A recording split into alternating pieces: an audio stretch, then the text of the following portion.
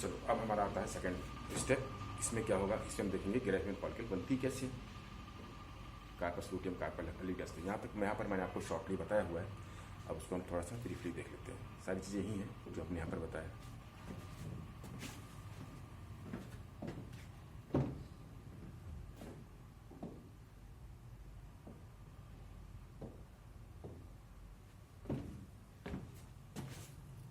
ठीक है, तो ग्रेफेन फॉलिकल सबसे पहले क्या होता है,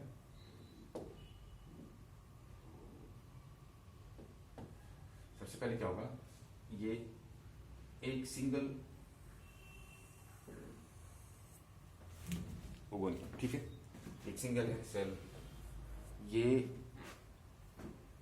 साइटोप्लाज्म स्टोर करके, प्रोटोप्लाज्म स्टोर करके एक लार्ज सेल में कन्वर्ट हो जाती है। और लार्ज सेल क्या बनाती है, ये क्या है, प्राइमरी सेल। ठीक है, अब इस सेल के चारों तरफ स्ट्रोमा सेल्स जो स्ट्रोमा में है ओवरी के, वो स्टोर होने लगती है। और वो क्या बनाती है, ये स्ट्रोमा सेल्स फ्लैट सेल्स हैं, और ये क्या बना रही हैं, इस तरह से। ठीक है, अब यहां पर ये जो स्ट्रक्चर है किसका बना है, प्रीमोर्डियल फॉलिकल का। ठीक है, तो सबसे पहले स्टेज यही है, क्या कहते हैं इसको हम लोग, प्रीमोर्डियल फॉलिकल। ठीक है, ये सेल्स क्या बना रही है, कवरिंग बना रही है, क्या कहते हैं हम लोग, प्रोटोप्लास्ट सेल भी कहते हैं। अब इसके बाद यही सेल्स किसमें कौन सी स्टेज आ गई, ये फर्स्ट स्टेज की हमारी फर्स्ट स्टेज। ठीक है, सेकंड स्टेज में हमारा क्या होगा, सेकंड स्टेज को हमने दो पार्ट में डिवाइड किया है, एक अर्ली और दूसरा लेट। ठीक है, तो प्राइमरी फॉलिकल क्या बनती है, प्राइमरी फॉलिकल क्या होता है, ये हमारी ये मेन सेल्स है, एक सेल जो बनाएगी। ठीक है, और इसके चारों तरफ क्या बनाया था हम लोगों ने, ये ट्रोफोब्लास्ट। अभी कैसी है, फ्लैट सेल्स हैं, किसमें कन्वर्ट हो जाएगी, कॉलमनर सेल्स में कन्वर्ट हो जाती है।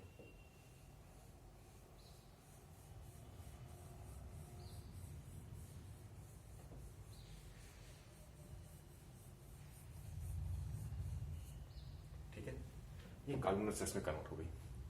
कॉलमनर सेल्स के बाद इसमें डिवीजन शुरू होता है, डिवीजन कौन सा होगा, माइटोटिक डिवीजन होगा, ठीक है। तो अब ये क्या बन गई हमारी, primary follicle with single wall, columnar sales की सिंगल वॉल है। ठीक है, ये अर्ली स्टेज है, ये कौन सी हो गई, early primary follicle,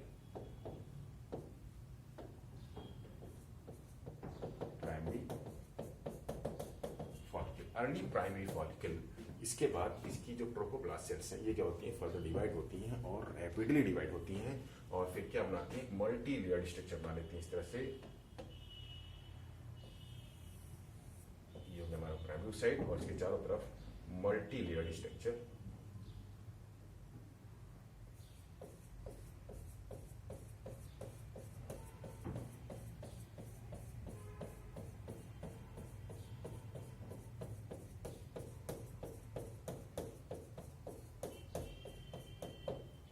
multi layered structure बन गया।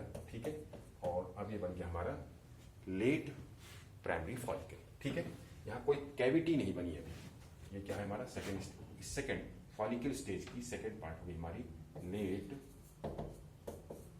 Primary follicle. ठीक है, अब ये लेट प्राइमरी फॉलिकल डिवाइड होते होते जब मल्टी लेयर्ड स्ट्रक्चर बना लेती है चारों तरफ, तो मल्टी लेयर्ड स्ट्रक्चर बनने से क्या होता है कि इसके चारों तरफ जो स्टोमेटल सेल्स होती है वो कंप्रेस्ड होती है।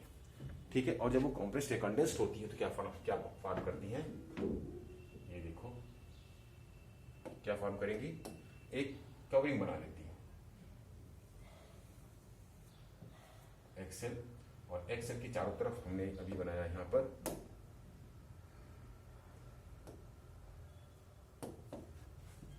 ये लेयर हो गई हमारी पूरी प्राइमरी इनकी, और इसके चारों तरफ जो है उसको मैं येलो कलर से दिखा देता हूँ आपको, सॉरी ग्रीन कलर से ले लेते हैं। और इसके चारों तरफ जो सेल्स है ये कंडेंस्ड हो रही है, और कंडेंस्ड होने के बाद क्या बनाती है, लेयर बना लेती है चारों तरफ। ठीक है, और इस तरह से यहाँ पर लेयर बन गई। अब यहाँ पर 3 पार्ट्स हो गए। देखिए ये क्या है, ये पूरी तरह से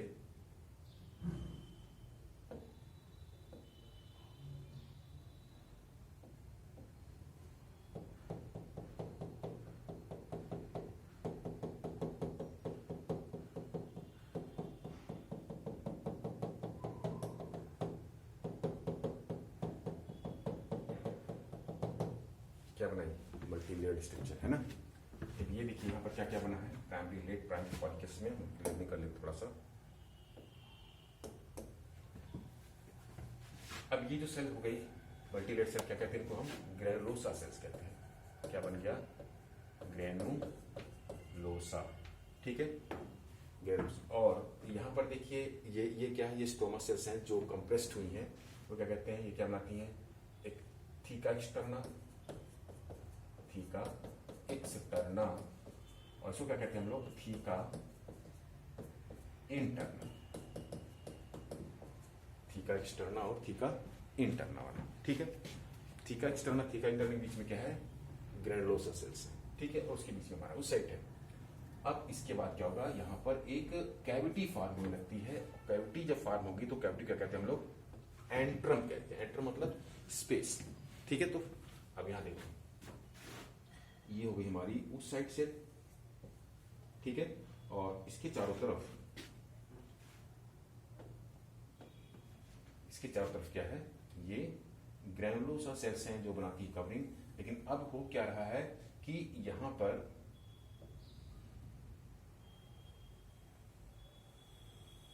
एक कवरिंग, एक कैविटी बन गई बीच में, ठीक है। ये कैविटी जो बची इसमें फ्लूइड भरा होता है, ठीक है। अब इस कैविटी को क्या कहते हैं हम लोग, एंट्रम कहते हैं। यानी क्या बन गया यहाँ पर, एंट्रम। अब ये क्या हो गई, सेकेंडरी फॉलिकल हो गई, सेकेंडरी फॉलिकल जिसमें एक एंट्रम फॉर्म हो गया। धीरे धीरे ये एंट्रम इंक्रीज होता रहता है, बढ़ता रहता है एंट्रम। जब एंट्रम बढ़ता रहता है तो उसके चारों तरफ जो सेल्स है, मल्टीलेयर सेल्स है, वो हमको थिन दिखाई देने लगती हैं। और जब फुल्ली डेवलप एंट्रम हो जाता है, फ्लूइड से भरा हुआ, मैट्रिक्स से भरा हुआ, तब उसको क्या कहते हैं हम लोग, ग्राफियन फॉलिकल या फुल्ली डेवलप्ड मैच्योर फॉलिकल, ठीक है। तो अब यहाँ पर एंट्रम बनना शुरू हुआ, ठीक है। अब देखिए इसके चारों तरफ क्या है, हम लेयर एक बार फिर से क्लियर कर लेते हैं। यहाँ पर ये क्या थी हमारे पास, इंटरना, एक्सटर्ना, ठीक है। मैं यहाँ पर अभी लेबलिंग कर देता हूं। देखिए यहाँ पर क्या हुआ, थीका एक्सटर्ना, ये क्या है, थीका इंटरना, ठीक है। और ये क्या हुई हमारी, ग्रेनुलोसा सेल्स, ये क्या है, एंट्रम हमने लिखा ही है, ये हमारा उस साइट है, सेकेंडरी साइट, ठीक है। अब यहाँ पर ये देखिए बीच में एंट्रम बना है, यहाँ पर ये पार्ट जो उस साइड से अटैच है, जिससे उस साइड अटैच है, इसको क्या कहेंगे हम लोग, जिससे उस साइड अटैच है, ठीक है। तो इसको क्या कहते हैं हम लोग, डिस्कस प्रोलीजीरस, ठीक है। जिससे अटैच होता है कहते हैं हम लोग डिस्कस, DISCUS, डिस्कस प्रोलीGERUS, डिस्कस प्रोलीजीरस, ठीक है। ये अटैच है। यही सेल्स जो होती हैं, ये इसके साथ जो अटैच सेल्स हैं, ग्रेनुलोसा सेल्स हैं, ये बाद में क्या बनाती हैं, कोरोना रेडिएटा बनाती है। उसको एक सेल्स में आपको बताऊंगा मैं आपको, ठीक है। अब ये जब फुल्ली डेवलप होगा तो क्या बनाएगा, ये मैच्योर फॉलिकल बनाते हैं, उसको कहते हैं हम लोग ग्राफियन फॉलिकल कहते हैं, ठीक है। यहाँ पर देखिए, यहाँ पर एक ये जो ये इधर की सेल्स है एंट्रम के पास उस साइड से, नीचे तो क्या हुआ, डिस्कस प्रोलीजीरस हुआ, ठीक है। और ऊपर वाले सेल्स को क्या कहेंगे हम लोग, क्यूमुलस ऑफोरिकस, क्या कहते हैं, नाम थोड़ा सा हार्ड है लेकिन आप याद करेंगे तो याद हो जाएगा, क्यूमुलस ऑफोरिकस। ये क्या बना रही है, हिल लाइक पोजिशन बना रही है, ठीक है। क्या कहेंगे, क्यूमुलस ऑफोरिकस, CUMULUS, ऑफोरिकस, ठीक है। ये हो गया ग्राफियन फॉलिकल। ये अगर एंट्रम डेवलप हो गया तो हो गया ग्राफियन फॉलिकल फुली डेवलप, ठीक। स्टेज कौन कौन सी है यहाँ पर, primordial follicle, then follicular stage, primary follicle stage. Primary follicle stage में late and early and, late मैंने बताया आपको, अर्ली में सिंगल लेयर होगी, लेट में मल्टी लेयर ग्रेनुलोसा सेल्स बन जाती हैं, ठीक है। इसके बाद हमारा follicular stage, secondary follicle stage. Secondary follicles में क्या हो रहा है कि यहाँ पर थीका इंटरना, थीका एक्सटर्ना बन गया, और बीच में क्या बन गया, आपको एक एंट्रम कैविटी बन गई। जब एंट्रम कैविटी बनना शुरू हो जाती है तब वो सेकेंडरी फॉलिकुलर स्टेज बनता है। वो उसको में अर्ली एंड लेट लिखते हैं। अर्ली में क्या होता है, सेकेंडरी एंट्रम छोटा है बाद में डेवलप होता रहता है। जब फुली डेवलप हो जाता है तो तब उसको हम सेकेंडरी फॉलिकल या फिर ग्राफियन फॉलिकल या फुली डेवलप फॉलिकल या मैच्योर फॉलिकल कहते हैं। ठीक है, अब क्या होगा, यहाँ पर ओव्यूलेशन होगा, और ओव्यूलेशन के बाद जो रिमेनिंग पार्ट बचता है उसको क्या कहते हैं, उसमें क्या होगा, ओव्यूलेशन हुआ तो क्या रिलीज हो गया, यहाँ से सेकेंडरी oocyte रिलीज हो गई, oocyte रिलीज हुई, उसके साथ कुछ सेल्स भी रिलीज हुई, और ग्रैनुलोसा सेल्स, ये सेल्स क्या बनाती है, एक एक्स्ट्रा कवरिंग बनाती है, उसको कहते हैं करोना रेडिएटा। ठीक है, तो यहाँ पर दो कवरिंग बन गई। अब एक तो ग्लाइकोप्रोटीन कवरिंग बनी थी, ठीक है, इस स्टेज में बीच में क्या बन रहा है, मैंने शायद यहाँ पर आपको स्पेसिफिक नहीं दिया, ये देखिए बीच में क्या होता है, यहाँ पर ये सेल्स कुछ ग्लाइकोप्रोटीन रिलीज करती हैं, और जो ग्लाइकोप्रोटीन रिलीज करती हैं इसको क्या कहते हैं हम लोग, जोना पेल्यूसिडा कहते हैं। जोना पेल्यूसिडा यहाँ भी कंटिन्यू है। ठीक है, ये जोना पेल्यूसिडा हमेशा हर जगह रहेगा, जोना पेल्यूसिडा, और जोना पेल्यूसिडा के चारों तरफ सेल्स हैं, तो जो सेल्स हैं वो क्या बनाती हैं, इसके साथ जो सेल्स निकलेंगी वो करोना रेडिएटा बनाएंगी। यानी अब आपके oocytes के जो है उसके चारों तरफ दो कवरिंग मिल गई, जोना पेल्यूसिडा और करोना रेडिएटा। ठीक है, चलिए अब ओव्यूलेशन के बाद जो रिमेनिंग पार्ट होता है उसमें क्या बचा हुआ है, एंट्रम है और सेल्स। अभी तक तो यहाँ पर ब्लड सेल्स नहीं थी, ठीक है, ब्लड कैपिलरीज नहीं थी, लेकिन इसके बाद इसमें ब्लड कैपिलरीज डेवलप होने लगती हैं, और ब्लड कैपिलरीज डेवलप होती हैं तो क्या बनाता है, स्टोर करता है ये ब्लड सेल्स का। यहाँ पर हम बना लेते हैं, ये हो गया हमारा रिलीज हो गया। तो अब हमारे पास क्या बचा है, एक एंट्रम, और एंट्रम के चारों तरफ ग्रैनुलोसा सेल्स बची। जो एंट्रम बचा हुआ है, ये एंट्रम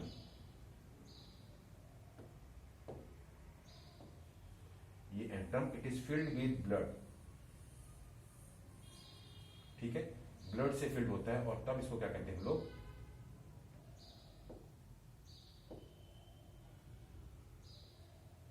अब इसको क्या कहेंगे हम लोग, इससे शिक्षा हो जाएगा कार्पस, बचा हुआ पार्ट कार्पस है। ठीक है, अभी कार्पस हीमोरेज मतलब क्या होता है, ब्लीडिंग होना। ठीक है, तो हीमोरेजियम, ठीक है, क्या बन गया अब ये corpus हीमोरेजियम।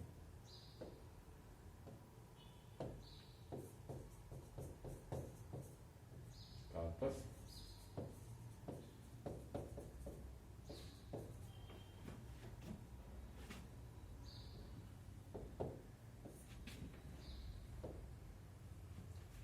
HEMO corpus haemorrhagicum. Corpus haemorrhagicum फिर स्टोर करता है येलो पिगमेंट्स को, और फिर ये येलोइश कलर का जो पिगमेंट है इसको कहते हैं हम ल्यूटियम कहते हैं, और फिर ये डेवलप होता है किसमें, कार्पस ल्यूटियम में। किसके इफेक्ट से, ल्यूटिनाइजिंग हार्मोन जो पिट्यूटरी ग्लैंड रिलीज करती है। ठीक है, तो अब यहां से क्या बनाइए,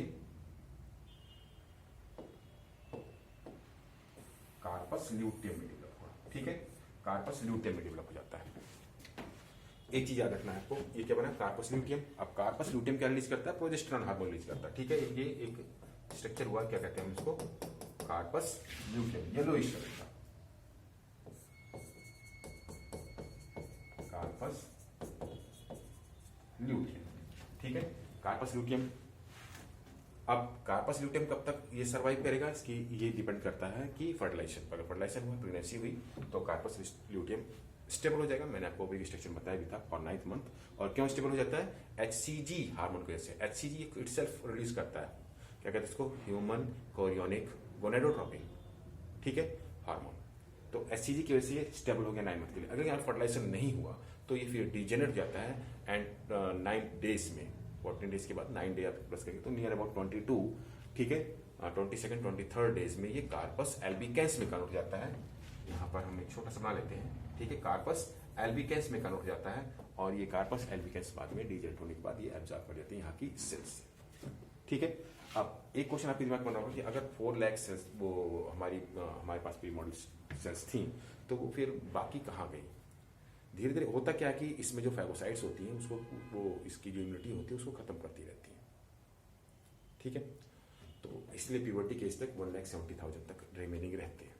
फिर 6 to 12 जो होती है पर एमसीनो फार्म होते रहते हैं, लेकिन उसमें से कोई एक ही oocyte या सेकेंडरी oocyte तक कन्वर्ट होता है, बाकी सब फिर डीजेनरेट हो जाती है। ठीक है, और यहाँ स्टोमा सेल्स जो इम्यून सेल्स होती है यहाँ पर फैगोसाइटोसिस के थ्रू वो एब्जॉर्ब कर ली जाती है। ठीक है, अब ये क्या बन गया, कार्पस एल्बिकेंस।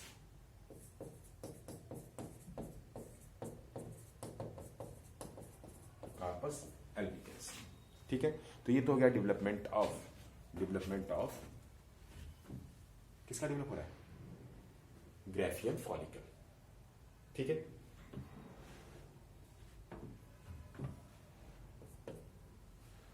चलिए यहां पर कोई डाउट हो तो पूछ सकते हैं। अब यहां पर देखो ये जो सेल्स होती हैं ये यहां पर क्या बना, जोना पेलुसिडा किसका सिक्रीशन था?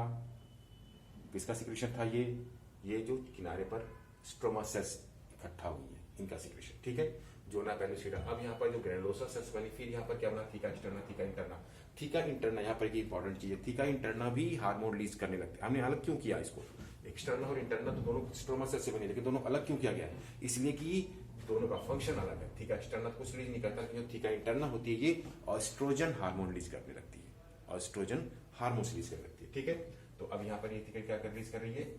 OESTROGEN ऑस्ट्रोजन हार्मोन रिलीज करने लगती है, जिससे बाद में एंट्रम बनता है। ठीक है, फिर ये एंट्रम फॉर्म हुआ और एंट्रम के बाद फिर कार्पस हिमोरेजिन हुआ, फिर कार्पस ल्यूटियम बना। कार्पस ल्यूटियम क्यों बनता है? किसके उसमें बनता है?